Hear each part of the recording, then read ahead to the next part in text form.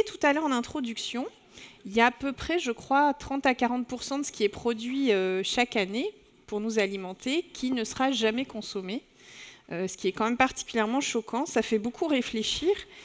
Et je me demandais par rapport à tout ce qu'on a entendu de nos précédents intervenants, comment à Too Good To Go, vous voyez cette question un petit peu de l'alimentation qui devrait être durable, qui devrait être économiquement abordable et qui probablement contribuerait aussi à moins gaspiller.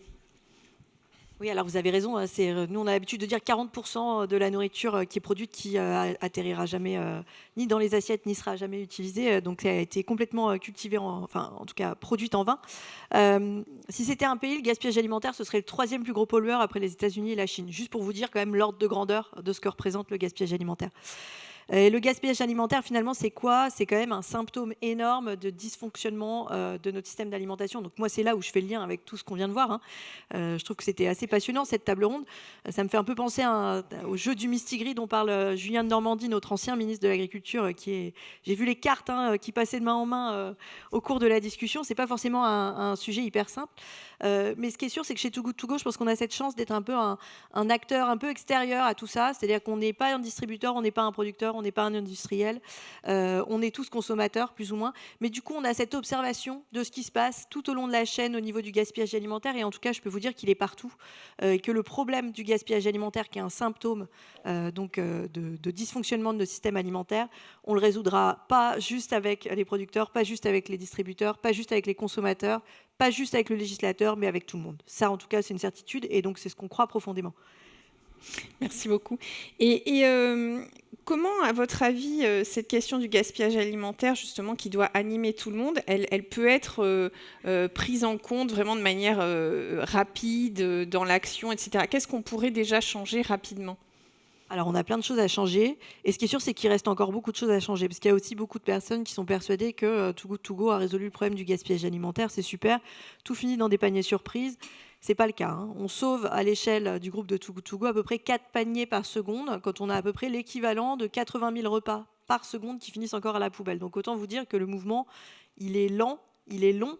Il n'y a pas de solution rapide. En revanche, c'est la somme de plein d'efforts individuels de par toutes les parties prenantes qui va faire la différence. Donc en tant que consommateur, il y a des choses qu'on peut faire pour réduire le gaspillage alimentaire, notamment sauver des invendus. En tant que distributeur, réduire ses surstocks. Enfin, en gros, on a plein de solutions pour tout le monde qu'on peut proposer. Nous, en tout cas, chez Too Good To Go, on va travailler sur 3 axes pour essayer d'augmenter notre impact. Puisque tout à l'heure, on parlait de CSRD, on parlait d'impact extérieur. Nous, on mesure notre impact en repas sauvés chez Too Good To Go. Et donc, globalement, notre indicateur au quotidien, c'est ce nombre de repas qu'on sauve. Et on essaye de tout faire pour augmenter le nombre de repas sauvés, peu importe à l'étape où on les sauve. Et ça, c'est un peu contre-intuitif, c'est-à-dire qu'on est connu pour une solution de mise en relation entre des utilisateurs et des commerces de bouche pour venir sauver des invendus. Mais ces dernières années, on a tenté d'innover pour essayer d'aller sauver ces invendus le plus en amont possible. Et donc, typiquement, désormais, on fait des colis anti-gaspi où on vient racheter des surplus d'industriels. Demain, on pourrait imaginer venir travailler avec les producteurs. On travaille avec les distributeurs, on travaille avec des solutions d'IA pour venir les aider à optimiser les produits en rayon. On travaille avec les consommateurs pour les aider aussi à réduire le gaspillage dans leurs assiettes. Et globalement, l'un des axes de travail pour nous, c'est aujourd'hui, c'est l'innovation et comment est-ce qu'on ne prend pas juste le bout du gaspillage par un morceau seulement, mais comment est-ce qu'on regarde ce qui se passe sur toute la chaîne pour accompagner tout le monde. Donc finalement, oui, vous n'abordez peut-être par rapport au tout début de l'initiative Too Good To Go, vous n'abordez plus les choses en essayant de viser une cible en particulier.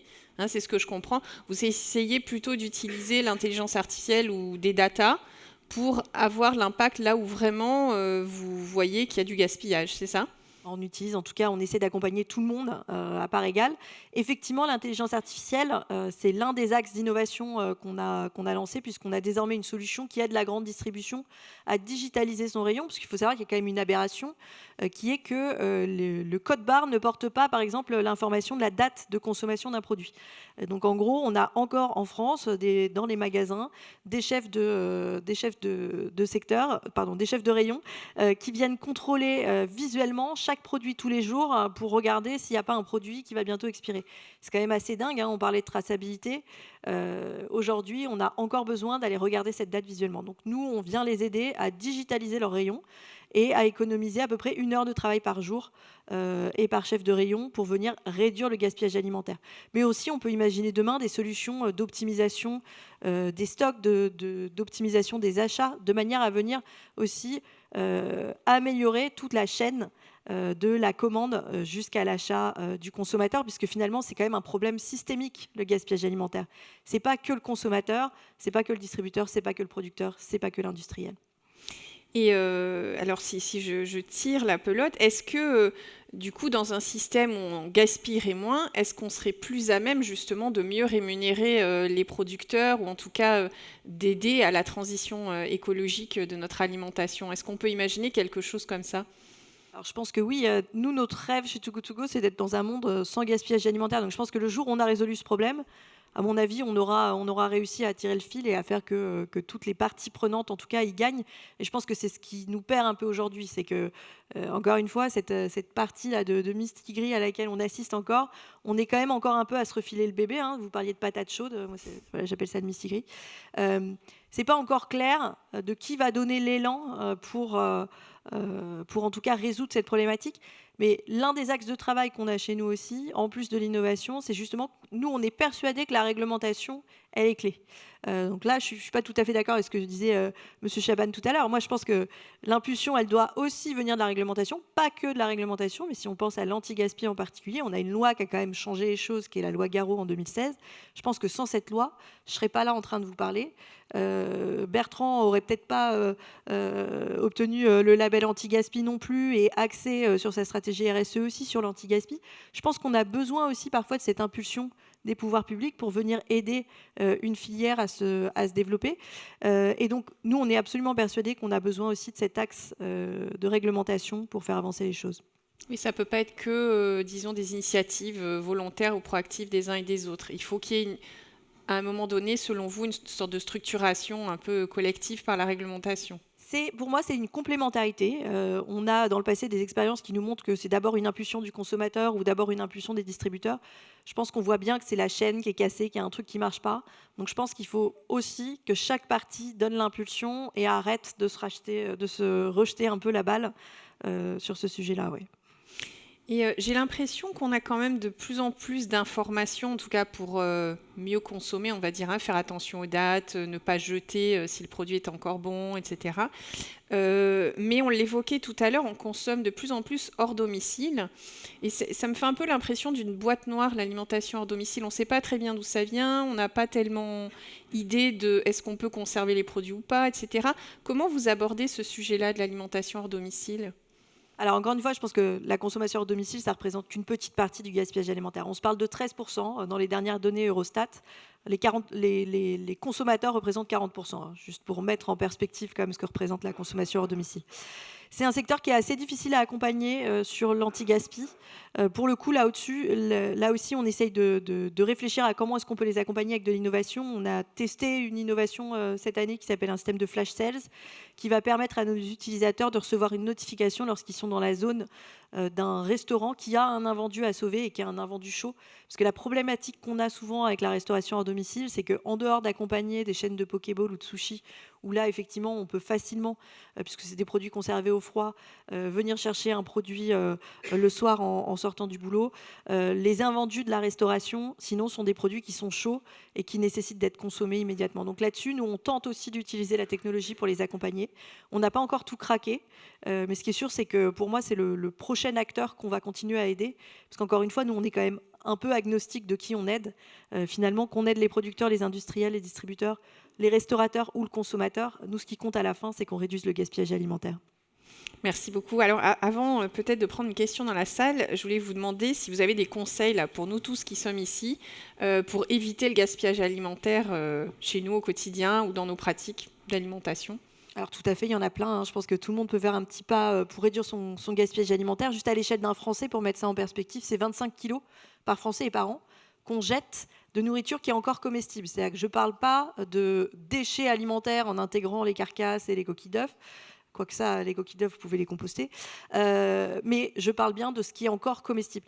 Globalement, c'est un retour au bon sens. On a beaucoup entendu ce terme de bon sens tout à l'heure, aussi bien de la part de Nicolas Chaban que de Sophie. Je pense que faut absolument revenir à ce que faisaient nos parents ou nos grands-parents. C'est on se fie à ses sens. On a 10% du gaspillage alimentaire dans les foyers qui est lié à l'incompréhension des dates. Quand vous dites les dates sont plus claires, je ne suis pas tout à fait d'accord avec vous. Franchement, je mets au défi quiconque de m'expliquer la différence entre une date limite de consommation et une date de durabilité minimale si vous n'êtes pas dedans toute la journée. Qu'est-ce qui fait qu'un industriel va apposer tel type de date ou tel autre type de date? Et comment est-ce que c'est évident pour vous de savoir si vous pouvez encore consommer cet aliment alors que la date semble dépassée? Rien que cette problématique-là, c'est une problématique clé sur laquelle il faut absolument éduquer.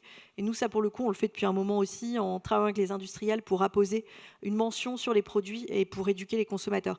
Mais ce retour au bon sens, je pense que, faire attention aux dates. Vous fiez à vos sens aussi quand vous voyez une date dépassée.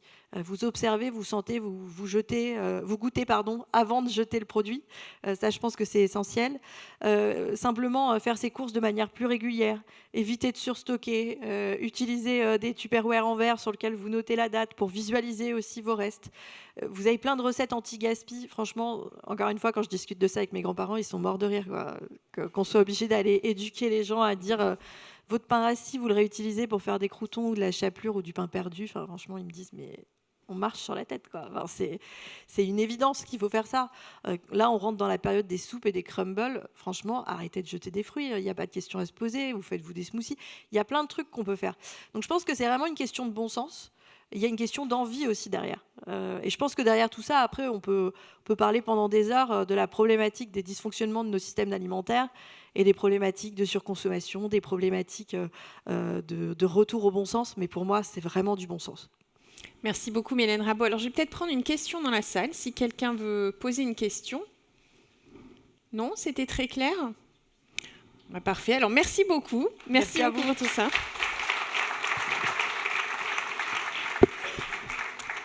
Alors, je vais